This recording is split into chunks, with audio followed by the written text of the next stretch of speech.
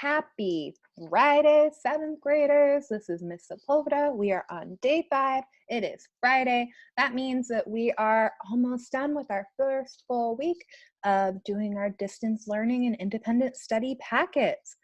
I hope you guys know how much your teachers all miss you and how much we're going crazy talking to ourselves and doing all of these Zoom calls. We miss you a whole bunch. So let's dive in. Day 5 reading, not too much to do.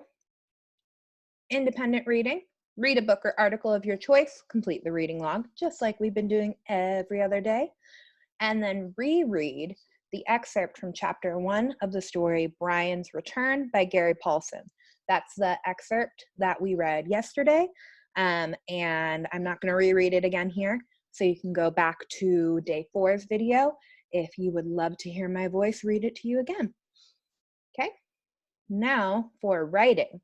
It looks like a lot, but don't worry, they just copy and pasted it here, which is very helpful for me because I don't have to go through scrolling everything to read it to you. Complete your response to the attached writing prompt for Brian's Return by Gary Paulson. Review the rough draft of your explanatory article from yesterday. Make revisions and compose the final draft of your article. So just to remind you guys, they put the writing prompt here, and I will read it to you. Writing prompt, explanatory article from day 1. The science club in your school wants to help students and teachers better understand invasive plant species that have recently appeared on your campus. The science club has asked you to help them with their research on this topic. Using more than one source, develop a thesis/controlling idea about invasive plant species. Once you have a thesis/controlling idea, select the most relevant information from more than one source to support your thesis/controlling idea. Then write a multi-paragraph explanatory article explaining your thesis/controlling idea. Clearly organize your article and elaborate on your ideas.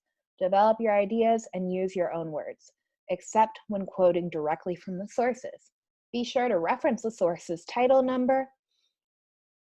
or number when quoting or paraphrasing details or facts from the sources.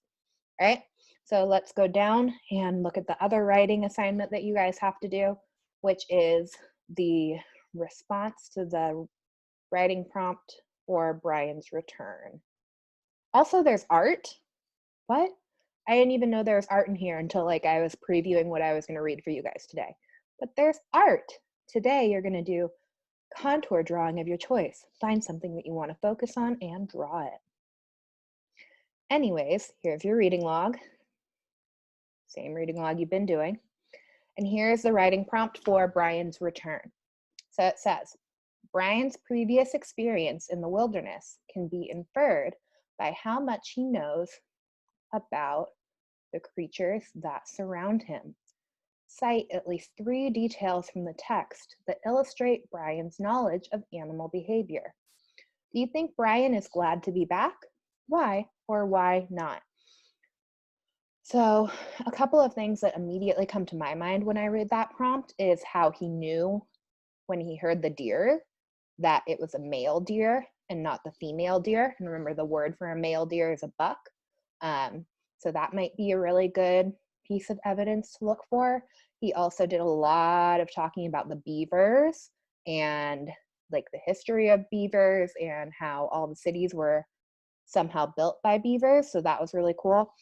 And then when you think about if he's glad to be back or not, I think he had some really strong opinions about hunting and people who go in nature just to kill for the sake of killing. So I think that would be a really good place to start when you're thinking about whether Brian is happy to be back. So it looks like for this, they just want you to do this little page, so a paragraph. And then here's more space for the final draft of your explanatory article. And they're giving you 3 pages, so I would assume do at least 3 paragraphs. And then it goes on to math.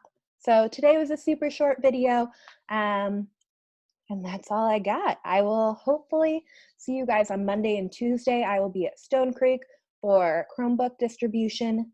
So if you want to come pick up a Chromebook, you do have to have a parent. signature on the form, I believe. But I hope you guys come out too, and I hope to see as many of you as I can. Congratulations on finishing your first week.